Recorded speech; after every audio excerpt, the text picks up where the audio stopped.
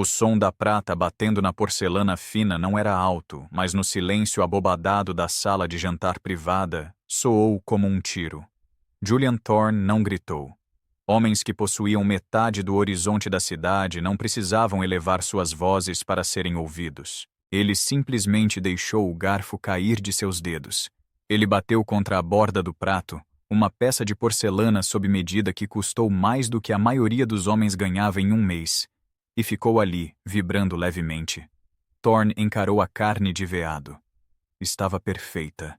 Uma obra-prima de precisão sous vide, coberta com ervas raras trazidas de uma encosta nas montanhas do Peru, repousando em uma redução que levou 3 dias para ser clarificada. Leve isso embora. Thorne sussurrou. O maître d', um homem chamado Pierre, cujo terno era mais afiado que um escalpelo, engoliu em seco. Senhor, a temperatura está... A temperatura está boa, Pierre. A alma está ausente. Thorne limpou a boca com um guardanapo de linho, parecendo entediado. Sabe o que tem gosto? Dinheiro. Eu não vim aqui para sentir o gosto do dinheiro. Eu tenho bastante disso. Eu vim aqui para sentir algo. Ele olhou para o relógio. Um Patek Philippe que não fazia tic-tac, apenas deslizava. Você tem 20 minutos antes de meus convidados chegarem. Se o próximo curso for outro exercício de vaidade técnica, eu comprarei este prédio, despejarei a equipe e o transformarei em um estacionamento para minha coleção. Você entende? Pierre não se curvou. Ele desmoronou internamente enquanto mantinha sua postura rígida. Imediatamente, Sr. Thorne. Na cozinha, a atmosfera era de histeria cinética. O chefe executivo, Marcus Sterling, estava jogando panelas. Ele era um homem que vivia na capa de revistas, uma rockstar culinária com um ego tão frágil quanto açúcar cristalizado. Ele devolveu? Sterling rugiu, seu rosto ficando de um tom perigoso de carmesim. Aquela carne de veado era perfeição, era arte. Ele disse que faltava alma, Pierre sibilou, fechando as portas duplas atrás dele para selar o barulho longe da sala de jantar. Ele nos deu 20 minutos, chefe. Se não produzirmos algo que o mova, estaremos todos na rua, esta noite, na parte de trás da cozinha, perto da despensa onde o vapor subia em nuvens espessas e sufocantes. Elias mantinha a cabeça baixa. Elias não parecia um chefe. Ele não parecia muito com nada para as pessoas na sala. Ele era um homem negro de ombros largos, vestindo uma camiseta cinza manchada, com os braços submersos até os cotovelos em água cinza ensaboada.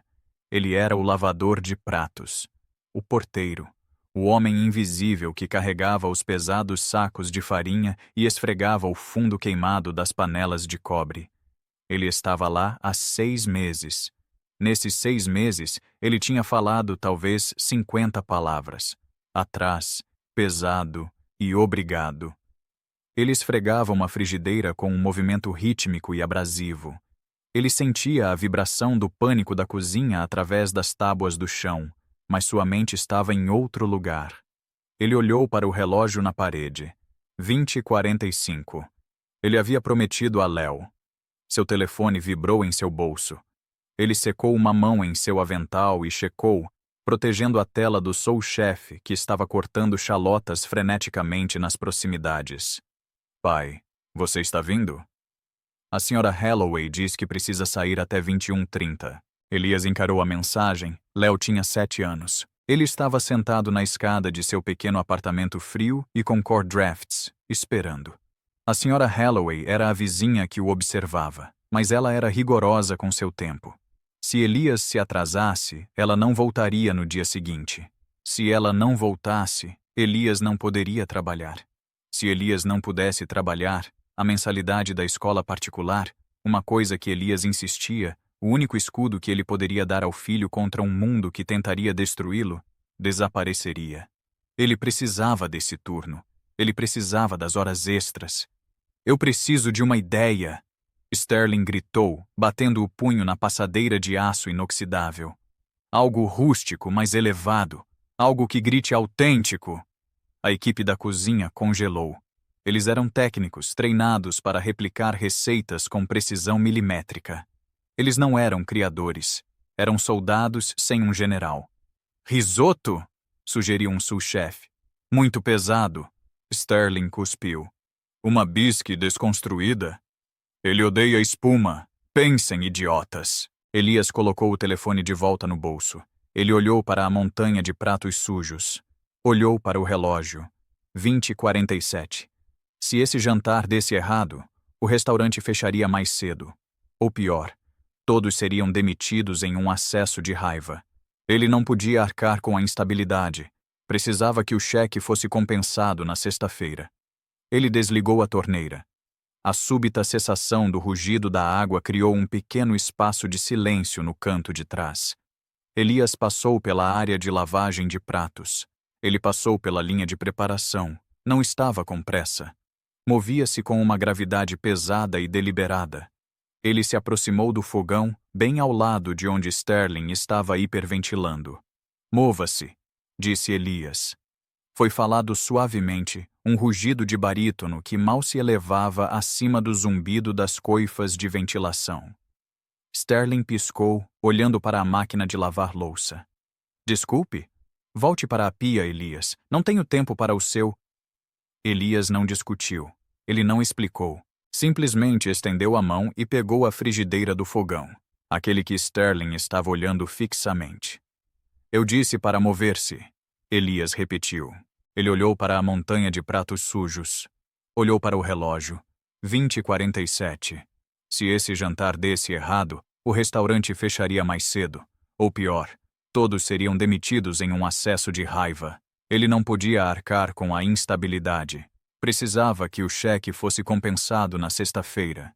Ele desligou a torneira. A súbita cessação do rugido da água criou um pequeno espaço de silêncio no canto de trás. Elias passou pela área de lavagem de pratos. Ele passou pela linha de preparação. Não estava com pressa. Movia-se com uma gravidade pesada e deliberada. Ele se aproximou do fogão, bem ao lado de onde Sterling estava hiperventilando. Mova-se, disse Elias. Foi falado suavemente, um rugido de barítono que mal se elevava acima do zumbido das coifas de ventilação. Sterling piscou, olhando para a máquina de lavar louça. Desculpe. Volte para a pia, Elias. Não tenho tempo para o seu... Elias não discutiu. Ele não explicou. Simplesmente estendeu a mão e pegou a frigideira do fogão, aquele que Sterling estava olhando fixamente. Eu disse para mover-se, Elias repetiu. Ele não olhou para o chefe. Ele estava olhando para o fogo. Havia algo em sua voz, não agressão, mas uma certeza absoluta e inabalável, que fez Sterling dar um passo para trás. Era a reação de um cachorro domesticado encontrando um lobo. O instinto sobrepôs-se à hierarquia. Elias pegou uma garrafa de xerez barato da prateleira de vinhos para cozinhar. Ele pegou a tigela de descarte, os restos dos cogumelos caros, as pontas das cebolas, os ossos da codorna que haviam sido desossados anteriormente. O lixo. O que você está fazendo? Pierre sibilou, avançando. Isso é ração! Thorne vai nos destruir! Elias o ignorou. Ele jogou o lixo na panela quente. O chiado era agressivo, violento. Ele não jogou com uma colher. Ele sacudiu a pesada panela de ferro com um pulso que parecia esculpido em mogno. Ele deixou os vegetais queimarem. Não caramelizar, queimar. O cheiro de carvão preenchia o ar, agudo e acre. Pare-o! Sterling gritou. Ele está arruinando o serviço. 2 cozinheiros se aproximaram para pegar Elias. Elias se virou. Ele não levantou as mãos. Ele apenas os olhou. Seus olhos estavam cansados, fundos, escuros e incrivelmente pesados. Eles carregavam o peso de 1000 noites sem dormir, de contas de serviços públicos equilibradas, de um filho esperando na escada. Era o olhar de um homem que não tinha mais nada a perder, exceto sua dignidade, e ele não estava disposto a entregá-la. Os cozinheiros hesitaram. Elias voltou-se para o fogão. Ele desglaceou a panela com o xerez. O vapor subiu, cheirando a podridão doce e madeira. Então, ele fez algo que fez a sala prender a respiração. Ele alcançou a panela de caldo. Não o caldo de vitela, mas a lavagem de vegetais. A água que eles usavam para enxaguar o amido do arroz. Ele despejou a água turva e rica em amido na mistura de vegetais queimados. Ele está fazendo lama, sussurrou um sous-chefe horrorizado. Elias abaixou a chama. Ele não temperou com o sal de trufa ou o açafrão. Ele enfiou a mão no bolso e puxou um pequeno pedaço de papel encerado dobrado. Ele desdobrou para revelar uma pitada de ervas secas e grossas. Não da despensa, de casa. Ele as polvilhou. Deixou cozinhar por exatamente 3 minutos. O relógio marcava 20h52. Elias provou. Ele não usou uma colher de prata. Mergulhou o dedo, ignorando o calor escaldante, e tocou na língua. Ele fechou os olhos por uma fração de segundo. Viu a cozinha de sua avó no Delta. Viu a chuva batendo no telhado de zinco. Viu a pobreza que tinha gosto de riqueza porque era feita com amor e desespero. Ele despejou o líquido através de uma peneira de malha fina, pressionando os sólidos queimados com força para extrair cada gota do licor amargo e saboroso. O resultado foi um caldo escuro e âmbar. Não estava claro. Estava turvo. Parecia água de rio. Ele despejou em uma tigela rasa, sem guarnição, sem fio de óleo. Apenas o caldo. Ele deslizou para o balcão. Serviço, disse Elias. Então ele se virou, voltou para a pia, ligou a água e pegou uma esponja. Sterling olhou para a tigela. Parecia morte. Não posso servir isso. Você não tem escolha, Pierre sussurrou, conferindo seu relógio. Os convidados estão subindo pela entrada. É isso ou uma mesa vazia? Pierre pegou a tigela. Suas mãos tremiam. Ele saiu pelas portas duplas como um homem marchando para a forca. A cozinha ficou em silêncio. Até os exaustores pareciam se calar. Todos observaram a pequena janela circular na porta que balançava. 1 minuto, 2 minutos. Sterling estava andando de um lado para o outro, torcendo as mãos.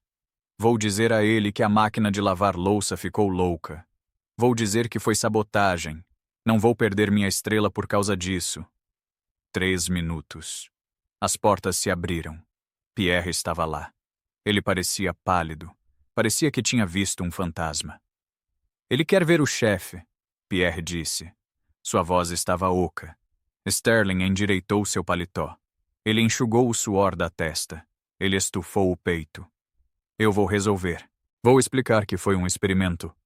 Não, Pierre disse. Ele olhou além de Sterling, além dos sous-chefes, até o fundo da sala onde a água cinza estava agitando. Ele quer ver a pessoa que fez o prato. Sterling congelou. Eu sou o chefe. Eu assumo a responsabilidade por... Ele perguntou. Pierre disse, sua voz tremendo. Quem sabia a receita de licor de fundo de rio? Ele não perguntou pelo chefe, ele perguntou pelo criador. Todos os olhos na cozinha se voltaram para Elias. Elias não olhou para cima. Ele estava esfregando uma assadeira. Elias, Pierre chamou. Você tem que ir lá fora. Elias parou. Ele olhou para o relógio. 21h05. Eu tenho que sair em 20 minutos. Meu filho está esperando. Se você não for lá fora, Pierre disse, nenhum de nós terá um emprego amanhã para voltar. Por favor. Elias suspirou. Era um som profundo e ruidoso em seu peito. Ele limpou as mãos. Ele tirou o avental de borracha. Ele não alisou a camisa. Ele não arrumou o cabelo. Ele caminhou pela cozinha, o mar de jaquetas brancas se abrindo para ele. Ele empurrou as portas duplas. A sala de jantar estava fracamente iluminada, a atmosfera controlada e cara. Julian Thorne estava sentado sozinho na cabeceira de uma longa mesa de mogno destinada a 20 pessoas. A tigela à sua frente estava vazia. Ele a havia limpado com um pedaço de pão. Thorne não olhou para cima quando Elias se aproximou. Ele estava olhando para a porcelana vazia. Elias parou a 5 pés de distância. Ele ficou com as mãos soltas ao lado do corpo. Não se mexeu. Não falou. Apenas esperou. Thorne passou um dedo ao longo da borda da tigela. De onde você é? Aqui, disse Elias. Não minta para mim, disse Thorne suavemente. Finalmente ele olhou para cima. Os olhos de Thorne eram frios, como gelo azul. Normalmente eles cortavam as pessoas. Mas quando pousaram em Elias, na camisa manchada, nas mãos calejadas, na postura de um homem que carregava o mundo sem reclamar, o gelo quebrou. Isso não é uma receita, disse Thorne. Isso é um mapa. Elias não disse nada. Passei 5 anos procurando por esse sabor, continuou Thorne com a voz mais baixa. A sala de jantar estava fracamente iluminada, a atmosfera controlada e cara. Julian Thorne estava sentado sozinho na cabeceira de uma longa mesa de mogno destinada a 20 pessoas. A tigela à sua frente estava vazia. Ele a havia limpado com um pedaço de pão. Thorne não olhou para cima quando Elias se aproximou. Ele estava olhando para a porcelana vazia. Elias parou a 5 pés de distância. Ele ficou com as mãos soltas ao lado do corpo. Não se mexeu. Não falou. Apenas esperou. Thorne passou um dedo ao longo da borda da tigela. De onde você é?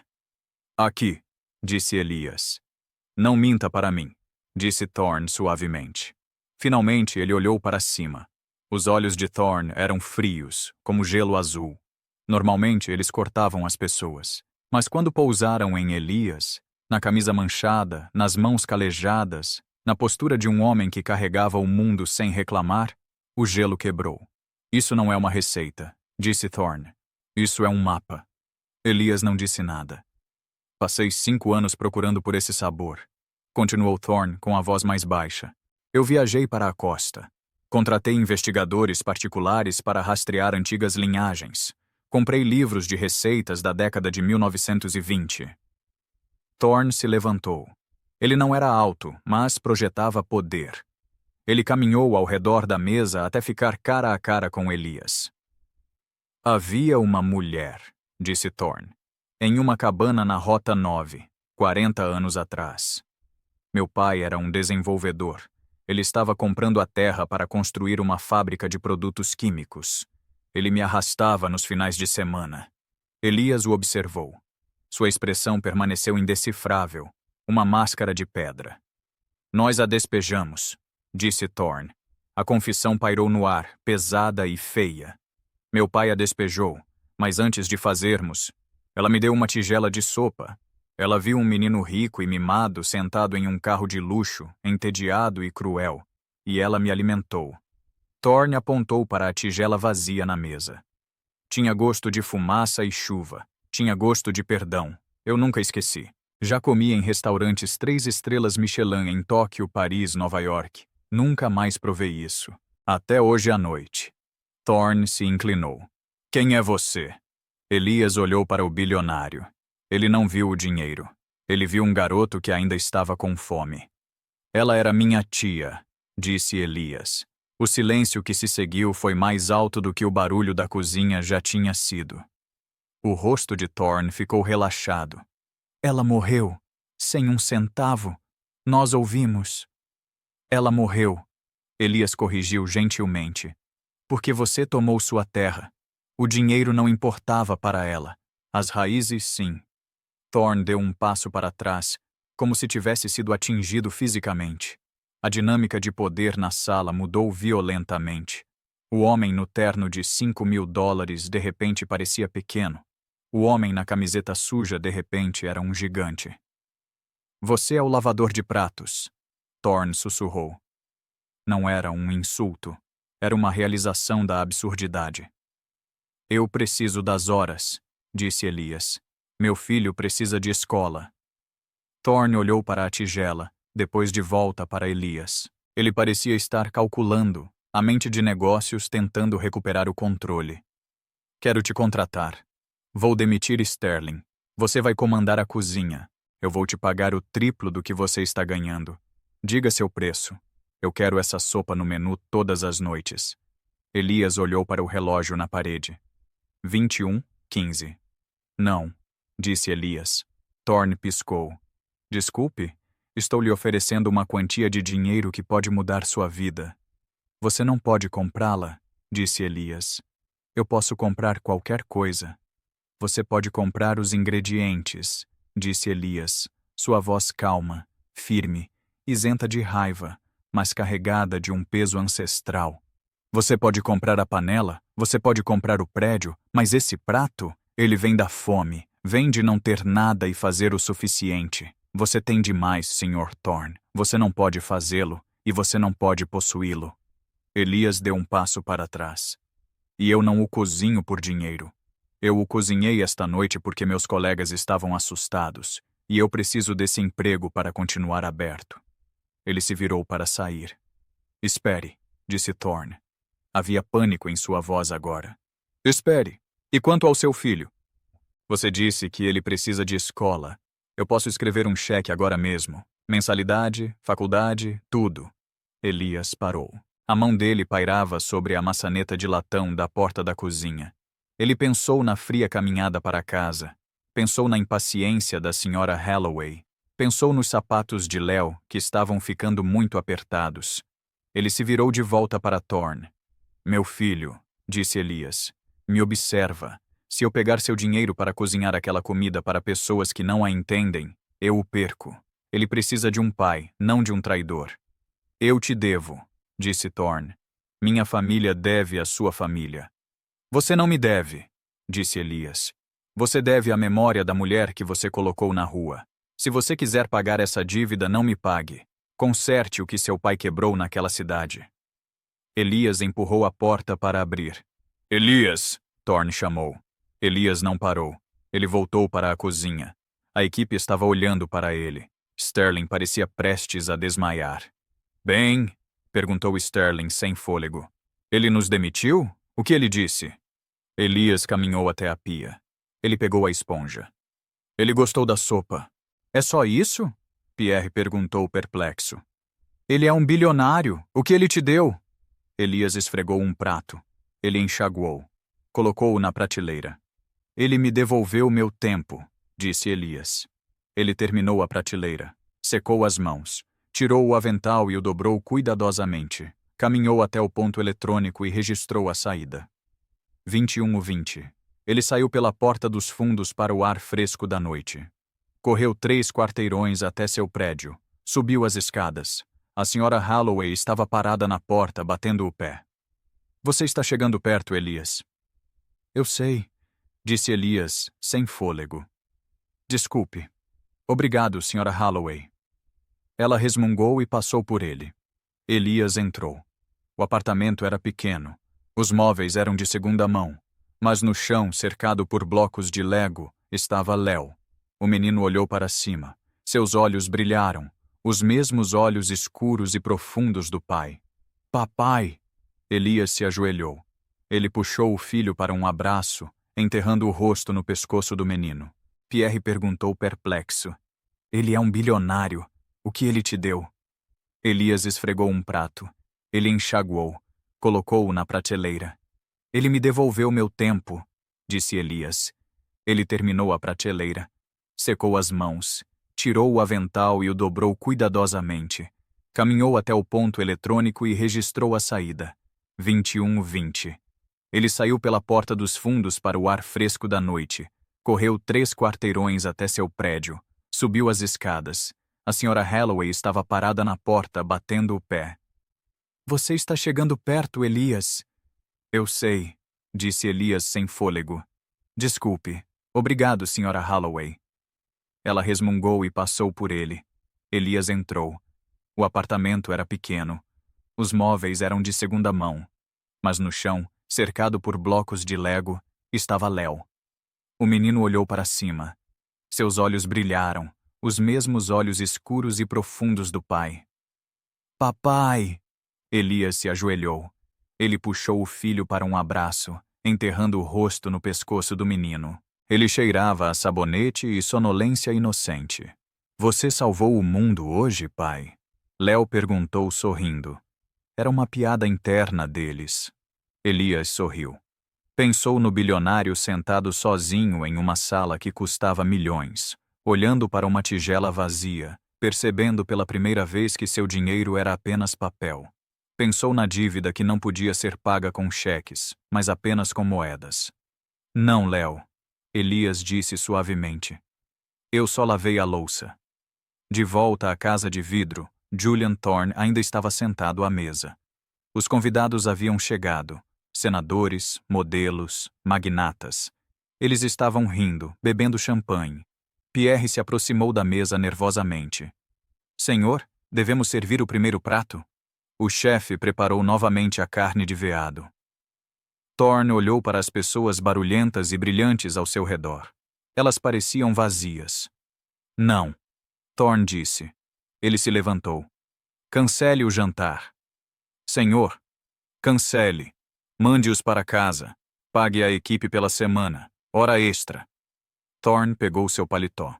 Para onde o senhor vai? Thorne olhou para a tigela vazia uma última vez. Eu tenho uma cidade para consertar, ele disse. Ele saiu para a noite, deixando o luxo para trás, perseguindo um fantasma que finalmente entendeu que nunca poderia alcançar, apenas honrar. Elias já estava em casa, fazendo sanduíches de queijo grelhado em um fogão que só tinha 2 queimadores funcionando. Ele estava cantarolando uma canção que sua tia costumava cantar. Ele não era rico. Mas enquanto observava seu filho comer, Elias sabia que era o único homem na cidade que realmente possuía algo verdadeiro. Ele olhou para cima, ele sorriu. E pela primeira vez a noite toda, o silêncio não era pesado, estava cheio. Thorne olhou para a tigela vazia uma última vez. Eu tenho uma cidade para consertar, ele disse. Ele saiu para a noite, deixando o luxo para trás, perseguindo um fantasma que finalmente entendeu que nunca poderia alcançar, apenas honrar. Elias já estava em casa, fazendo sanduíches de queijo grelhado em um fogão que só tinha 2 queimadores funcionando. Ele estava cantarolando uma canção que sua tia costumava cantar. Ele não era rico. Mas enquanto observava seu filho comer, Elias sabia que era o único homem na cidade que realmente possuía algo verdadeiro. Ele olhou para cima. Ele sorriu. E pela primeira vez a noite toda, o silêncio não era pesado. Estava cheio.